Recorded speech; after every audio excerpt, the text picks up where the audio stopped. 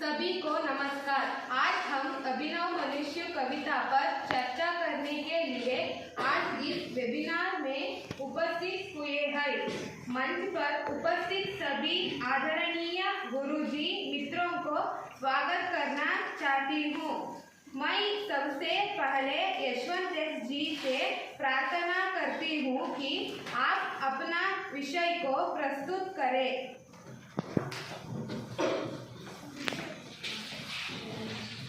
सभी मेरे सहपाठियों को नमस्कार। मंच पर उपस्थिति उदाहरणीय गुरुजी शोध छात्रों को मेरा प्रणाम। मेरा नाम यशवंत है। मैं 10वीं कक्षा में पढ़ रहा हूँ। मेरा वेबिनार का विषय है अभिनव की बिंदवन पर विश्लेषण करना। कवि दिनकर जी ने आधुनिक मनुष्य कविता के द्वारा वैज्ञानिक युग और आधुनिक मानव का विश्लेषण किया है।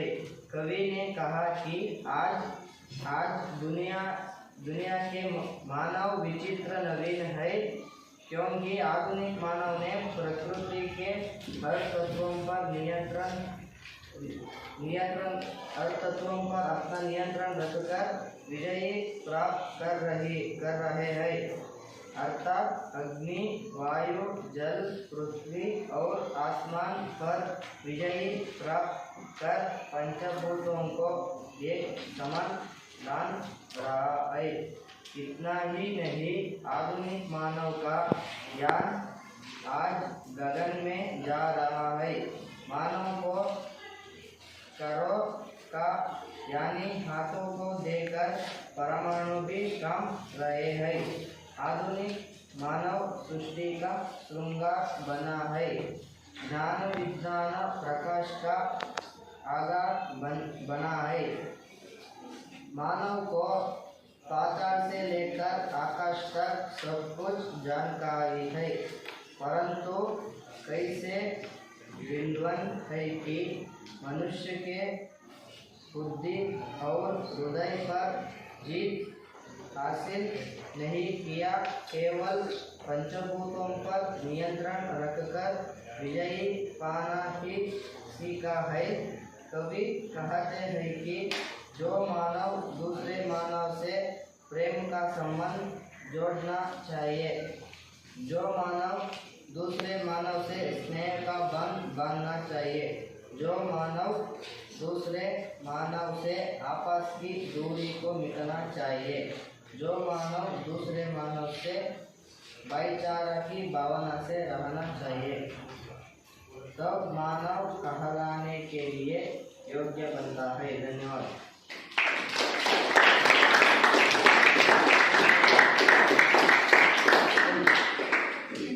विषय प्रस्तुत किया यशवंत को धन्यवाद। मैं गौतमी से अनुरोध करना हूँ कि आप आइए अपना विषय मंडन करें। सभी मित्रों को नमस्कार। मेरा नाम का गौतमी आदरणीय मंच पर उपस्थिति सभी दिलोंगे से नमस्कार। आज मेरा वेबिनार का विषय आधुनिक मनुष्य पर विश्लेषण। आज हम अभिनव मनुष्य कविता की कुछ आशयों को प्रस्तुति कर रहे हैं और बात रहे है कि अभिनव मनुष्य का मतलब आधुनिक मनुष्य होता है। आज दुनिया में मनुष्य कैसे है, उन्होंने क्या हासिल कर रहे, इन विचारों को समझाए। साथ में इस कविता के द्वारा हम वैज्ञानिक युग और आधुनिक मानव का विश्लेषण कैसे किया गया है, इन बातों पर जोर दे रहे हैं। वर्तमान युग की दुनिया में मानव अजीब और नवीन है। इतना ही नहीं, आज का मानव विज्ञान और प्रौद्योगिकी क्षेत्र में आगे बढ़ रहे हैं। वह कई तरह के नई चीजों पर शोध और खोज में बांट रहे हैं। जैसे आधुनिक मनुष्य पानी के प्रवाह को रोकने के लिए एक बांध का निर्माण किया। उन्होंने बिजली के उत्पादन विभिन्न तकनीकों के माध्यम जल वायु के उपयोग कर उन्होंने बिजली की उत्पादन किया। आज मनुष्य मौसम को परिवर्तन करने जा रहा है। संसार के तापमान को बांध भी रहा है और काम भी कर रहा है। ऐसे तकनीकों को विज्ञान के द्वारा हासिल कर रहा है। आधुनिक मानव इतना आगे बढ़ गया कि पंचभूतों को भी एक समान पर कर रहा है। आज मनुष्य का यान गगन में जा रहा है, क्योंकि मंगल और चंद्र ग्रह में भौतिक साधन का परिचय पाने के लिए शोध में है। यही मानव के हाथों से बने परमाणु भी डर लगता है। इतना ही नहीं, आधुनिक मानव सृष्टि का श्रृंगार बना है। प्रकृति को जगमग बनाने के लिए अपनी विज्ञान का प्रयोग कर रहा है। आज के मनुष्य को आकाश में लेकर भूगर्भ तक सब कुछ जानकारी प्राप्त किया है, परंतु कैसी विडंबना है कि उसने स्वयं को नहीं पहुंचना, अपने भाईचारे की नहीं समझा। प्रकृति पर विजय प्राप्त करना मनुष्य की साधन है। आधुनिक मानव ने दूसरे से स्नेह, प्रेम, आपसा की भावन, भाईचारे की भावन नहीं समझा। जब तक मानव मानवीयत की भावना से नहीं रहे, इस दुनिया में रहने के लिए अधिकार नहीं हो। धन्यवाद।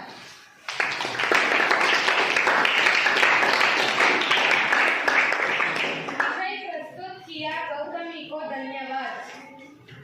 छात्रों से प्रस्तुत किया विषयों पर विषय शिक्षक का परामर्श।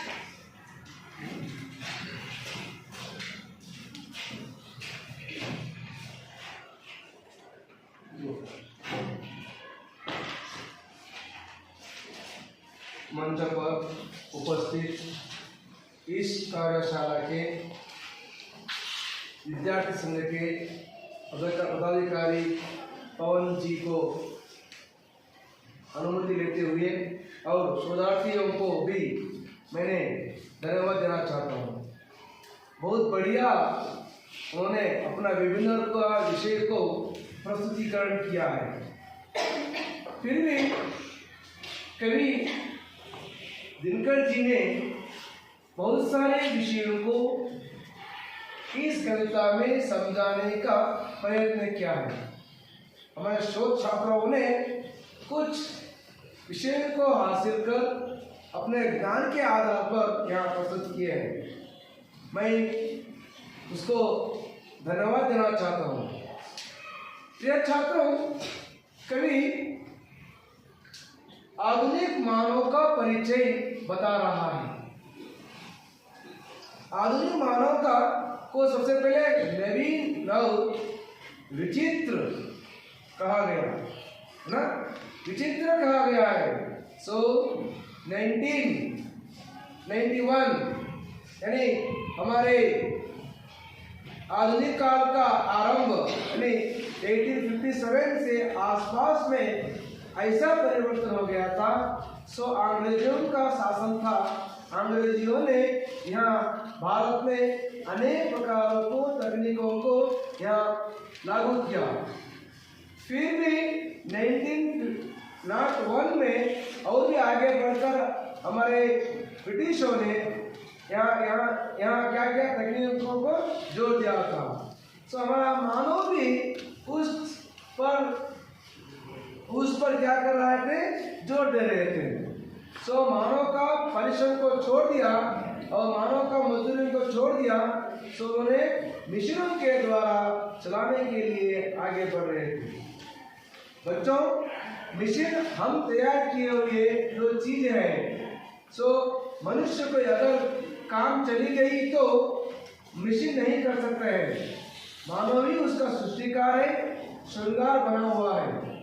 सो यहाँ बता रहे थे आजकल हमारे प्रगतिशील राष्ट्र, हम क्या है, अब प्रगतिशील राष्ट्र है, भारत प्रगतिशील राष्ट्र है। प्रगतिशील राष्ट्र में तकनीक और प्रौद्योगिकी की आवश्यकता जरूरी होती है। इसलिए बच्चों, हम क्या करना है, प्रगति के जोर पर ध्यान देना है, फिर हमारा ही अस्तित्व को हम रख लेना ही है। हमारा अस्तित्व को भी यहाँ रख लेना और देश की प्रगति को भी ध्यान देकर ऐसे आरोग्यपूर्ण जो अभिवृद्धि को यानी डेवलपमेंट को हम क्या करना चाहिए। सो यहाँ मानव केवल, यहाँ बच्चों ने बता रहे थे तो अपने मित्रों में बता रहे थे, सो मानव एक पंचभूतों पर नियंत्रण रखा है, जो प्रकृति पर नियंत्रण रखा है। सो प्रकृति के तत्व ये है, अग्नि, वायु, जल, पृथ्वी और आसमान। इन आसमानों को अपने हाथ में रखकर नियंत्रण रखने का प्रयत्न कर रहा है, ये बात ठीक नहीं है। सो प्रकृति एक बार गुस्सा आ गया तो, क्रोध आएगा तो उछल पछल कर देती है ना, उछल पछल कर देती है। सो उसके साथ हम खेलना नहीं चाहिए। प्रकृति एक बार चक्रवात आ गया तो क्या हो जाता है, बिरगाड़ी गिराते हैं। ऐसे एक बार चक्रवात आ गया तो, अगर तूफान आ गया तो हमारे पूरा जिंदगी बर्बाद हो जाती है।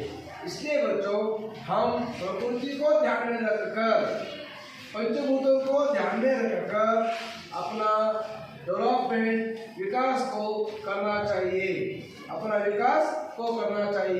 देश का विकास को करना चाहिए। ये सब कुछ देश के लिए है, हमारे के लिए ही है, अपना के लिए ये सब कुछ कर रहे हैं, फिर भी यहाँ मानव को ध्यान नहीं दे रहा है। आज के शोधार्थियों, संशोधकों ने क्या कर रहा है, मानव को ध्यान नहीं दे रहा है, उसको शक्ति प्रदर्शन कर रहा है,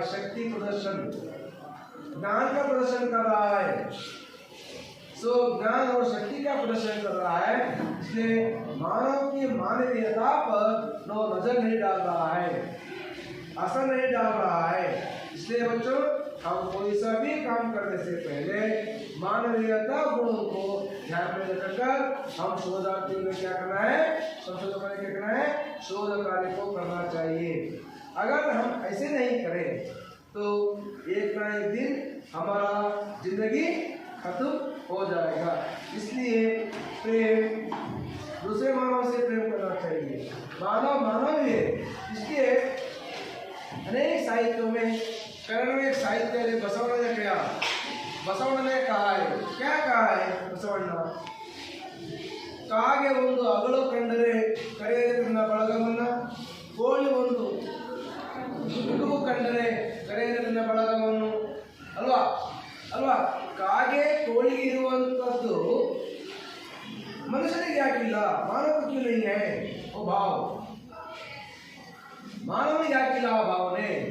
ಸೊ ಮಾನವನು ಕೂಡ ಮಾನವತೆಯನ್ನು ನೋಡಿದಾಗ, ಪ್ರೀತಿ ಪ್ರೇಮದಿಂದ ಅವರನ್ನ ಕಂಡಾಗ, ವಾತ್ಸಲ್ಯದಿಂದ ಕಂಡಾಗ, ಮಮತೆಯಿಂದ ಕಂಡಾಗ ಸಹಜವಾಗಿ ಅವರ ಮೇಲೆ ಪ್ರೀತಿ ಬರುತ್ತೆ, ಅವರ ಮೇಲೆ ಸಹಾಯ ಮಾಡುವಂಥ ಪ್ರವೃತ್ತಿ ಬೆಳೆಯುತ್ತೆ ಅಲ್ವಾ। ಹಾಗಾಗಿ ಸಹಕಾರ ಹೊಂದಾಣಿಕೆಯ ಜೀವನವನ್ನು ನಾವು ಬೆಳೆಸ್ಕೊಂಡು ಮುಂದೆ ಸಾಗಬೇಕು। यहाँ इस कविता में कवि क्या कह रहा है, सो विडंबना है, ऐसी विडंबना है जो मानो अपने हृदय की जीत पर नहीं किया है, केवल पंचभूतों पर ही उन्होंने अपना जीत को हासिल किया है। वो नहीं होना चाहिए बच्चों, हम मानवीयता पर भी जोर देना चाहिए। इसलिए कवि ये संदेश दे रहे हैं कि जो मानव दूसरे मानव से स्नेह का बांध बांधना चाहिए, जो मानव दूसरे मानव से प्रेम का संबंध जोड़ना चाहिए, जो मानव दूसरे मानव से आपसी दूरी को मिटाना चाहिए, जो मानव दूसरे मानव से भाईचारे की भावना से रहना चाहिए, तब मानव कहलाने का योग्य बनता है। तो छात्रों ने बहुत अच्छी तरह अपने शोध कर अपना विषय को वर्णन किया है, सब कुछ विचारों को उसने हासिल किया है, बहुत ज्यादा जानकारी प्राप्त कर उन्होंने यहाँ प्रस्तुतिकरण किया है। फिर भी उनको मैं धन्यवाद देना चाहता हूँ। फिर थोड़ा त्रुटियां हो रही थी, जो शब्दों का प्रयोग में थोड़ा गलती हो रही थी, तो वो गलतियों को सुधार देना आपका कर्तव्य है। ठीक है, आपका दोनों का कर्तव्य क्या है? जो वाक्य पढ़ रहे थे, शब्दों को इधर उधर जो गलती कर रहे थे, वो गलतियों को फिर सेमिनार में नहीं होना चाहिए, वेबिनार में नहीं होना चाहिए। आप क्या करना है, उस गलतियों को अगले सेमिनार में ऐसे नहीं होना चाहिए। ठीक है, ठीक तरह से अपना विषय को वर्णन करना चाहिए। ठीक है, कोई आपको प्रश्न है तो आप पूछ सकते हैं। आधुनिक मानव विचित्र और नवीन क्यों है?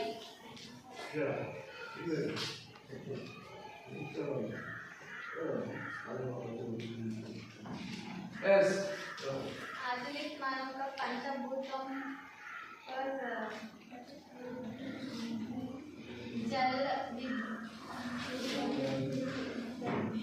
जल पृथ्वी वायु आसमान है।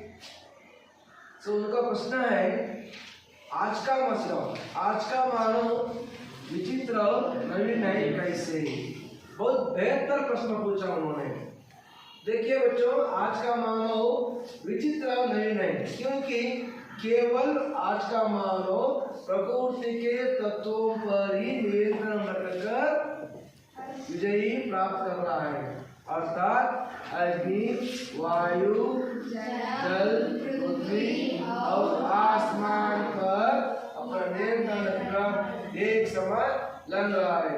अपने भाईचारों को नहीं समझ रहा है, उन्होंने अपने भाईचारों को नहीं समझ रहा है, केवल प्रकृति पर ही उनका हासिल करना, इसलिए उनको नवीन कहा, विचित्र कहा। नेक्स्ट प्रश्न कोई है? आज की दुनिया कैसी है? ठीक है बेटो, आज की दुनिया कैसी है, वही प्रश्न पूछा। आज की दुनिया विचित्र है, नवीन है, आधुनिक है, वैज्ञानिक है। फिर प्रश्न, परमाणु जिससे देखकर कामते हैं। ओ, बहुत बढ़िया प्रश्न उन्होंने किया। मनोज, आपका प्रश्न है परमाणु के बारे में प्रश्न। आज का मनुष्य मानव को परमाणु को देखकर डर रहा है, क्योंकि 2 युद्ध हुआ है हमारे देश में 2 युद्ध हुआ है। 1941 में फर्स्ट वॉर, सेकेंड वॉर 1939 में हुआ। तब अमेरिका ने क्या किया? अमेरिका ने जापान के खिलाफ 2 बम डाला। 1946 में हिरोशिमा नागासाकी नामक 2 स्थान था, उस पर डाल दिया। अक्टूबर 6 और 9 में डाल दिया। तब वहाँ लोग बहुत सारे मर गए। वहाँ उगने वाली जो चीजें भी, जो अनाज दाने भी क्या हुआ है? विषयुक्त हो गया है। आज के मानव इतना पावर है हाथ में, मानव के हाथ में क्या है? इतना पावर है। जो मानव बना हुआ जो परमाणु भी आज कर रहे, मानव का हाथ देखते हैं, उन्हें भी कांपने लगता है, डर लगता है, बाप रे ये मानव आ गया, ये मानव आ गया, उनके हाथों से क्या हो जाता है पता नहीं, ऐसे डरने के लगा है। ठीक है, नेक्स्ट प्रश्न। हुकुम पर चढ़ता उतरता क्या है? को हमने देखिए, बहुत बढ़िया प्रश्न उन्होंने सवाल किया, और आगे बार दोबारा बताइए प्रश्न। हुकुम पर चढ़ता उतरता क्या है? हुकुम पर चढ़ता उतरता पवन का ताप। सो आजकल क्या हो रहा है बेटे, बहुत बढ़िया प्रश्न पूछा आपने। आजकल क्या हो रहा है, पवन का ताप बढ़ रहा है। सो जो तापमान एरिया क्या करेंगे हलवा, तापमान एरिया हलवा। सो क्यों हो रहा है? सो मानव जो अपने हाथ में पवन को, जो तापमान को बढ़ा रहा है, कम कर रहा है और बढ़ा भी रहा है, ज्यादा भी कर रहा है। सो एग्जाम्पल आपको मालूम होगा, हम एसी का उदाहरण दिए थे आपको कक्षा में, एसी का उदाहरण दिए थे, पंखा का उदाहरण दिए थे, पंखा फैन का उदाहरण दिए थे। क्योंकि आज का मानव आपको एसी जो हवा चाहिए तो क्या कर लेता है, जो रिमोट कंट्रोल से भी क्या कर लेता है, उसको ज्यादा कर लेता है और कम भी कर लेता है। पंखा भी जितना चाहे उतना ही क्या कर लेता है, पंख को चला लेता है। इसलिए बच्चों, पवन का ताप मनुष्य बढ़ा रहे हैं, तो इस बढ़ाने से हमारे देश का प्रगति कुंठित होता है और अनेक बीमारियों को आकर हमें मृत्यु तक पहुंच जाती है। नेक्स्ट प्रश्न। प्रकृति पर सर्वत्र कौन है? प्रकृति पर सर्वत्र कौन है? सर्वत्र में सर्वतत्वों पर कौन है? यस, ये आए मनुष्य है, कोई नहीं है, मनुष्य भी है। इसलिए बच्चों, प्रकृति पर सर्वत्र कौन बनाए? आधुनिक मानव ने बनाए। नेक्स्ट प्रश्न। आधुनिक पुरुष से किस पर विजयी पाई है? आधुनिक पुरुष ने किस पर विजयी पाई है? वही बता रहा हूँ ना, प्रकृति पर विजयी पा रही है, प्रकृति पर ही विजयी पाना उसका लक्ष्य बना है। इसलिए बच्चों, हम प्रकृति पर ही हम ध्यान नहीं देना नहीं चाहिए, मानवीय गुणों पर भी हम ध्यान देना करके कवि इस कविता में समझा रहे हैं। फिर कोई है प्रश्न वाले? ठीक है, आधुनिक मानव कहाँ तक जानकारी है? यस, बहुत बढ़िया प्रश्न। बैठिए, आधुनिक मनुष्य को कहाँ तक जानकारी है? देखिए, आधुनिक मनुष्य को सब कुछ जानकारी प्राप्त किया गया है। उन्होंने पाताल से लेकर गगन आकाश तक उसको सब कुछ जानकारी है। भूमंडल में क्या हो रहा है, आकाश में क्या हो रहा है, क्योंकि आज मनुष्य चंद्रयान को गया है, मंगलयान को गया है, वहां शोध कर रहा है ना, वहां शोध कर रहा है।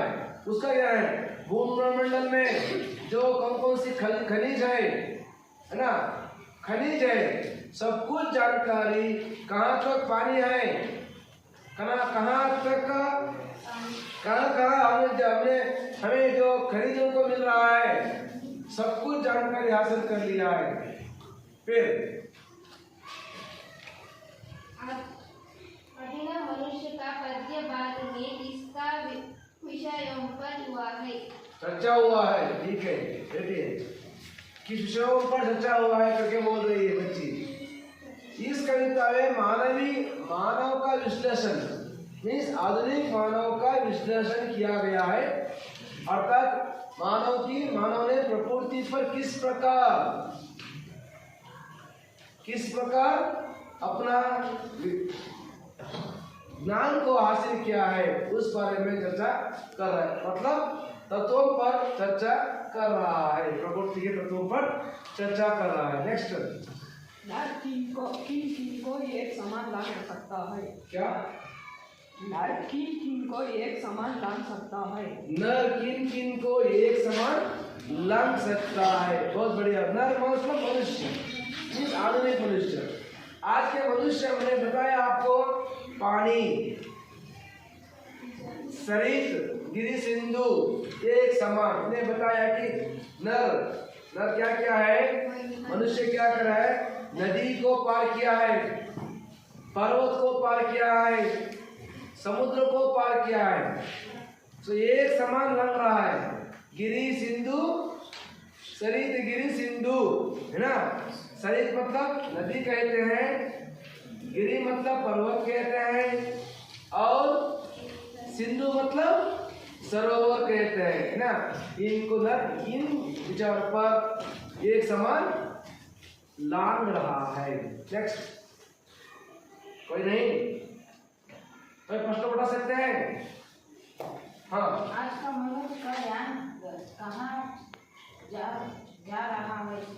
आज का मनुष्य का यान कहाँ जा रहा है? बहुत बढ़िया प्रश्न महिलारी ने पूछा।